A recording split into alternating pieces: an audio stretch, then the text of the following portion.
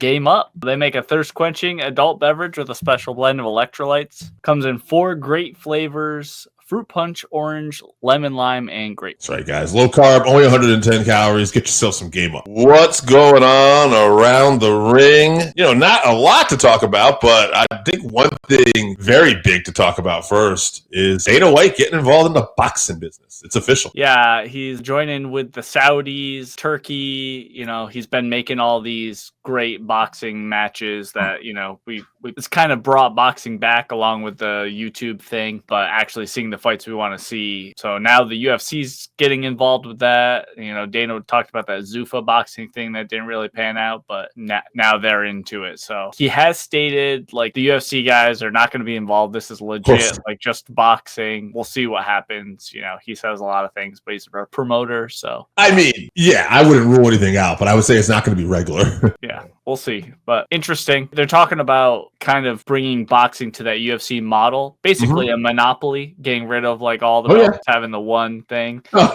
which is terrible for the fighters if they want to make money because they don't have anywhere else to go, but great for the fans because if you get the fights you want to see. So yeah, and I mean, I think right off the gate, one of the things he said. Now, again, what we're saying and what gets delivered, we'll have to wait and see. Right. Although Turkey has a lot of money and he's been spending a lot of money to make this happen, so wouldn't rule it out. But the model is they want a lot of undefeated prospects to be fighting each other, And of course, somebody brought up one of the tougher things about this is if you're fighting more elite competition and you're busier than boxers, the other thing is your careers are probably going to get shorter. And that's one thing about boxing is that, again, for the betterment of the fighter, but maybe not always the fan, is they've been able to position themselves where maybe you don't have to fight the most quality competition once you get to a certain point. You pick and choose, and then you eventually fight the elite of the elite, and you have to build to that, and maybe you do it once or twice a year. And so we'll see. I think it is exciting for the fans, though. Yeah, going back to what you were saying, though, with the building up the boxers, what will be different is if the guys who are, the best are fighting the best earlier on, you're going to see less undefeated records deep into careers, but that can change boxing because being undefeated isn't so much a thing in the UFC. Like if a guy has a loss, he's not tossed away and discarded. So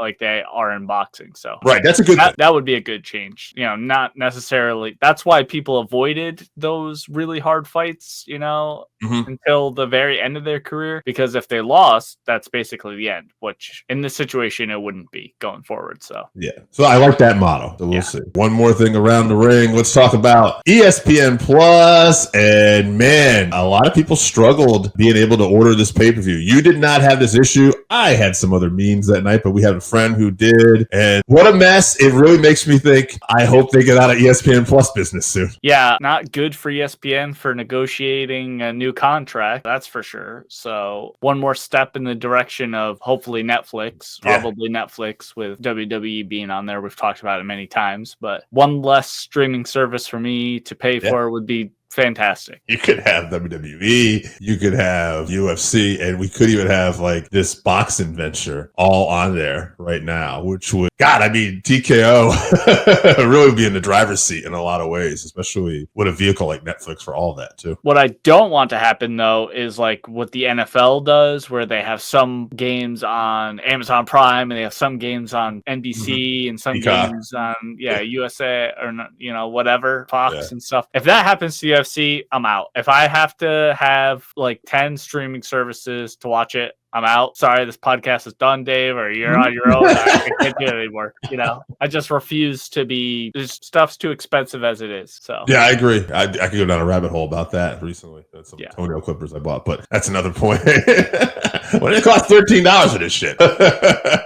We'll see what happens, how that all ends up working out with the streaming deals. But yes, hopefully Netflix would be the home for all of it. If it, like you said, I think I could do at least 2 still if it has to be that way. I'd like to get down to 1, but you're right. If we start getting to like 4 or 5, like, all right, whatever. We got to, some things are getting sacrificed at that. Right. Well, this segue into this upcoming card is if I had to have a streaming service and the card I'm going to get on that one streaming service, this is why I wouldn't buy it. If you haven't tried Game Up, then you are missing out. Imagine your favorite seltzer and your favorite sports drink had a baby, but it's way better than that. Each can is 110 calories, low carb, 4.9 ABV. It's a nice light drink that is not light on flavor. Game Up comes in fruit punch, orange, lemon, lime, and grape. Pick it up at drinkgameup.com or at your nearest liquor store.